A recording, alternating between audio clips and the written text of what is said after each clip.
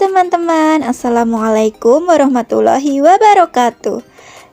Berjumpa lagi dengan saya Tika Hidayatul Solika dari KKN UST Padepokan 053. Di sini saya akan membahas mengenai ekosistem. Apa itu pengertian ekosistem, jenis ekosistem, dan komponen penyusunnya. Oke teman-teman, sebelum kita memulai pembelajaran kali ini, saya akan menyampaikan tujuan dari pembelajaran terlebih dahulu. Tujuan yang pertama, teman-teman mampu mengetahui pengertian ekosistem. Tujuan yang kedua, teman-teman mampu mengetahui jenis ekosistem. Dan tujuan yang ketiga, teman-teman mampu mengetahui komponen penyusun dari ekosistem. Nah, teman-teman, apakah di sini ada yang sudah mengetahui apa sih itu yang dimaksud dengan ekosistem? Jadi, ekosistem adalah hubungan timbal balik antara makhluk hidup dengan lingkungannya. Di ekosistem, hubungan ini saling memberikan pengaruh di antara keduanya. Ekosistem terdapat di sebuah belahan bumi. Ada ekosistem hutan, ekosistem laut, ekosistem padang rumput, dan lain-lain. Nah, di sini teman-teman perlu mengetahui ada berapa ekosistem tersusun atas individu, populasi, dan komunitas. Di sini teman-teman perlu mempelajari apa sih itu individu, populasi, dan komunitas. Untuk itu teman-teman perlu untuk mempelajarinya. Nah, teman-teman, ekosistem itu terdiri dari dua jenis. Apakah di sini teman-teman ada yang tahu? Nah, betul. Berdasarkan proses terbentuknya, ekosistem terbagi menjadi dua, yaitu ekosistem alami dan ekosistem buatan. Nah, untuk lebih jelasnya, teman-teman dapat menyimak video kali ini agar teman-teman bisa memahaminya. Jenis ekosistem yang pertama yaitu ekosistem alami. Ekosistem alami ini sudah ada di alam, merupakan jenis ekosistem yang terbentuk dengan sendirinya tanpa adanya campur tangan manusia. Ekosistem ini diciptakan oleh Tuhan. Nah, teman-teman, contoh dari ekosistem ini yaitu ada laut, sungai, hutan, serta ekosistem lain yang diciptakan oleh Tuhan tanpa adanya campur tangan dari manusia. Nah, selanjutnya, ekosistem yang kedua yaitu jenis ekosistem buatan. Jenis ekosistem buatan yaitu jenis ekosistem yang dibuat oleh manusia, terbentuk karena adanya campur tangan manusia. Nah, contoh ekosistem dari ekosistem buatan yaitu adalah akuarium, sawah, kolam, bendungan, dan lain sebagainya yang dibuat oleh manusia dengan campur tangan manusia.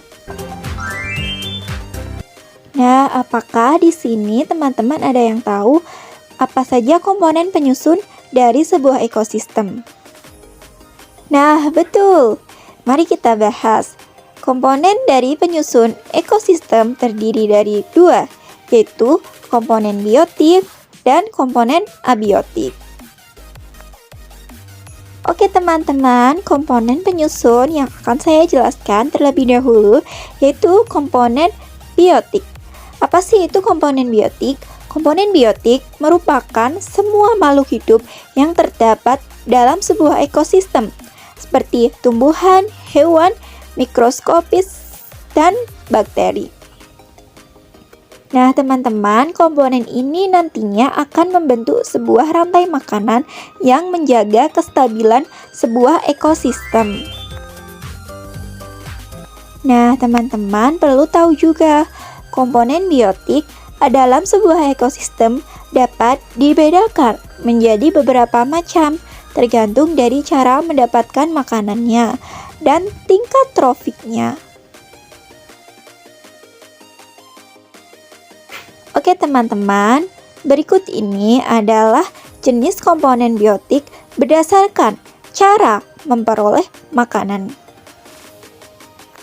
Apakah dari teman-teman Ada yang tahu? Ya, benar. Komponen yang pertama yaitu produsen. Merupakan organisme yang dapat menghasilkan makanan sendiri melalui fotosintesis. Contohnya adalah tumbuhan hijau. Teman-teman, tumbuhan hijau di sini banyak berbagai macamnya, seperti ada rumput, ada pohon yang berdaun hijau, ada yang sayuran, dan lain sebagainya. Tumbuhan hijau tersebut berperan sebagai produsen. Jenis komponen yang kedua yaitu konsumen.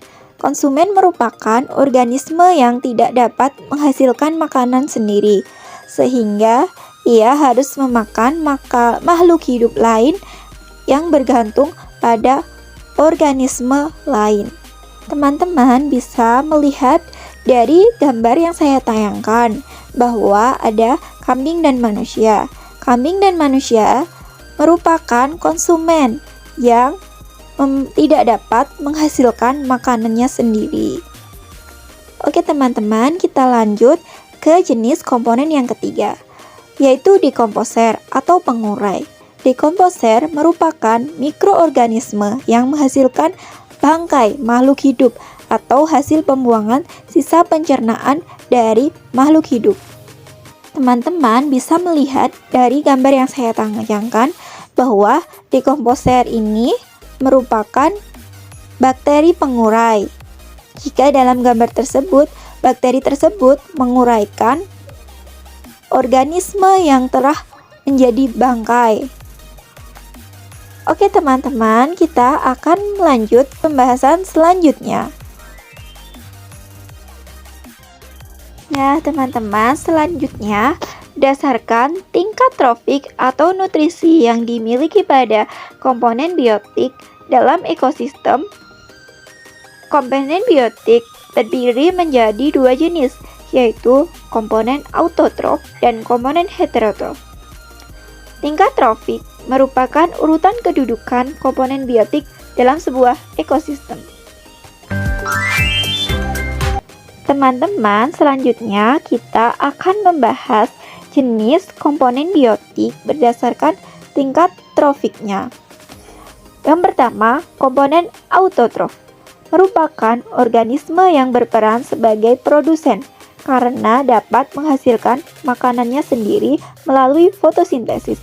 Contoh dari komponen autotrof ini ada tumbuhan berbiji, fitoplankton, ganggang, lumut, dan tumbuhan paku. Dari gambar yang saya jelaskan, terdapat ekosistem sawah. Di ekosistem tersebut, komponen autotrofnya yaitu tumbuhan hijau dan rumput. Teman-teman bisa lihat sendiri ya, bahwa komponen autotrof di sini berada pada tropik 1 dan komponen autotrof berperan sebagai produsen. Sampai di sini, apakah teman-teman sudah paham? Kalau sudah paham, mari kita lanjut ke pembahasan selanjutnya. Berikut adalah jenis komponen biotik berdasarkan tingkat trofiknya. Yang kedua, ada komponen heterotrof. Komponen ini berperan sebagai konsumen karena tidak dapat menghasilkan makanannya sendiri. Terdiri dari 1. Konsumen 1, yaitu ada hewan herbivora, hewan omnivora. Selanjutnya ada konsumen tingkat 2. Konsumen tingkat 2 merupakan hewan karnivora, pemakan herbivora, dan hewan pemakan omnivora.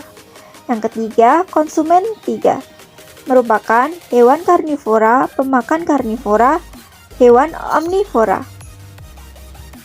Dan yang terakhir ada dekomposer dan detritivore atau yang disebut dengan pengurai. Nah, dari gambar yang telah saya paparkan dapat dilihat bahwa dari ekosistem sawah terdapat tingkatan trofik, mulai dari tingkatan tropik pertama, tropik kedua, trofik ketiga, dan trofik keempat. Tadi sudah saya jelaskan bahwa di trofik pertama terdapat rumput, ada padi juga. Dan selanjutnya di trofik kedua ada konsumen tingkat 1 yang ada hewan herbivora dan ada hewan omnivora.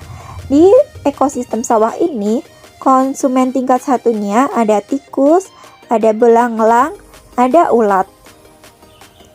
Di sini, tikus, belalang, dan ulat hanya memakan padi dan rumput-rumputan yang ada di sawah. Makanya di sini dapat dikatakan konsumen tingkat 1. Selanjutnya, pada trofik ketiga ada konsumen tingkat 2. Konsumen tingkat 2 di sini terdapat hewan karnivora, pemakan herbivora, dan hewan omnivora. Di ekosistem sawah yang saya contohkan terdapat ayam. Terus selanjutnya ada trofik 4. Di dalam trofik 4 ini terdapat konsumen tingkat 3 atau konsumen puncak, yaitu ada hewan karnivora, pemakan karnivora, dan hewan omnivora. Di ekosistem sawah yang saya contohkan, pada trofik 4 ini terdapat elang dan ulat. Dan yang terakhir adalah dekomposer yang memakan bangkai dari ular dan elang. Dekomposer di sini berfungsi sebagai pengurai yang akan menguraikannya ke tanah.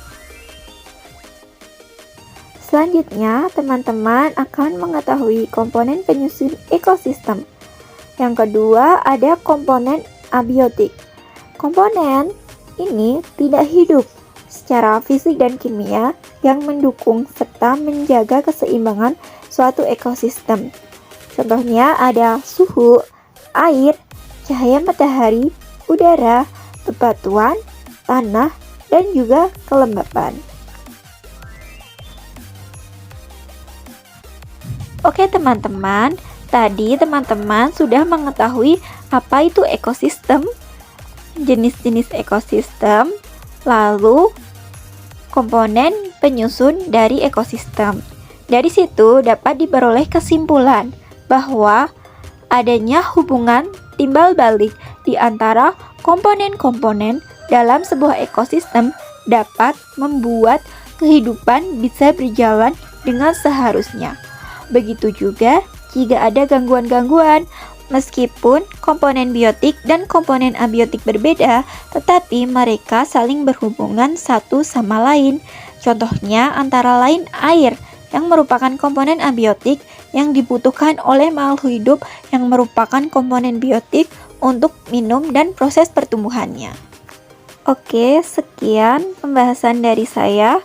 Kurang lebihnya mohon maaf. Wassalamualaikum warahmatullahi wabarakatuh. Semoga bermanfaat ilmu dari saya. Salam.